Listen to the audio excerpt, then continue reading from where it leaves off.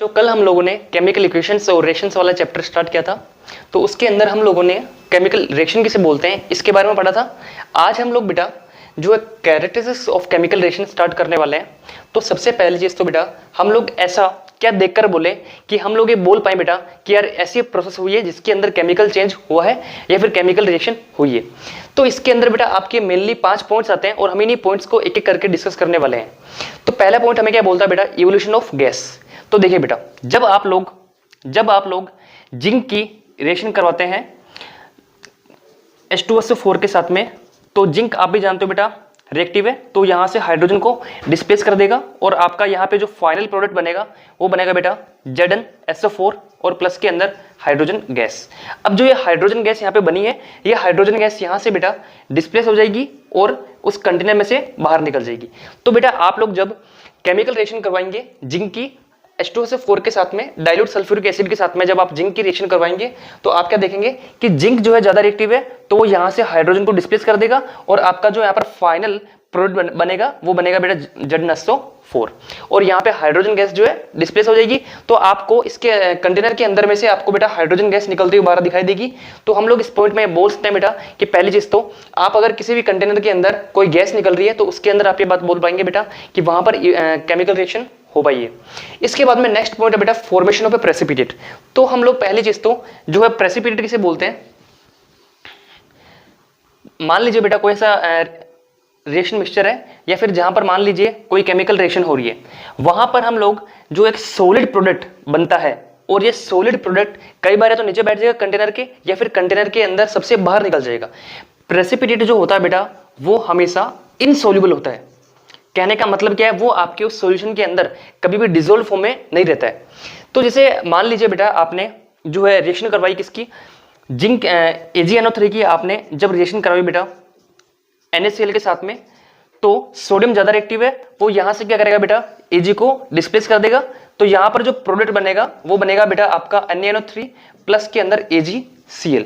तो आप लोग यहाँ पे जो बेटा AgCl देख रहे हैं इसका एक व्हाइट पीपीटी बनता है और ये यहाँ पे प्रेसिपिटेट का काम करता है। तो आप देखोगे बेटा कि जो AgCl है यहाँ पर, ये AgCl बेटा आपको सॉल्यूशन में से बाहर निकल जाएगा। तो आप ये बात बोल सकते हो कि अगर कोई भी एक प्रेसिपिटेट बन रहा है तो उसके अंदर भी बेटा आप ये वाली बात बोल पाएंगे कि वहां पर जो है केमिकल रिएक्शन हो पाई है। इसके बाद में हम लोग बेटा एक ऐसा पॉइंट डिस्कस करने जा रहे हैं कि चेंज इन कलर।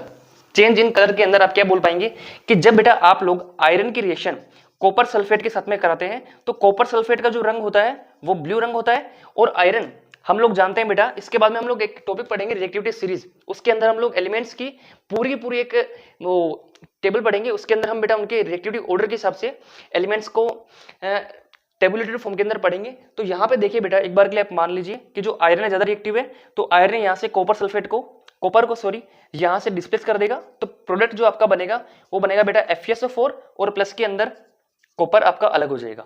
तो यहाँ पे जो बेटा आपके पास में कॉपर सल्फेट बना है, आयरन सल्फेट जो बना है, इसका रंग जो होता है बेटा वो ग्रीन कलर होता है और पहले आपका यहाँ पे रंग था ब्लू, लेकिन यहाँ पर बेटा आपका जैसे आयरन ने कॉपर को यहाँ से डिस्प्लेस किया तो अब आपका जो प्रोडक्ट बना है वो बना है बेटा आयरन सल्फेट और इसका रंग कैसा है, ग्रीन। तो आप क्या देख पा रहे हैं बेटा कि यहाँ पे ब्लू रंग से बेटा ग्रीन रंग में चेंज हो गया। तो हम लोग क्या बोल पाएंगे कि अगर किसी भी सॉल्यूशन के अंदर कलर में चेंज हो रहा है तो वहां पर आप ये बोल सकते हो कि केमिकल रिएक्शन हुई है। इसके बाद में देखिए बेटा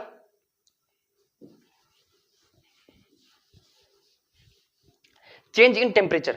तो आपके पास में अपने कंस्ट्रक्शन वगैरह के अंदर कैल्शियम ऑक्साइड का यूज करते हैं जिसे हम लोग चूना बोलते हैं।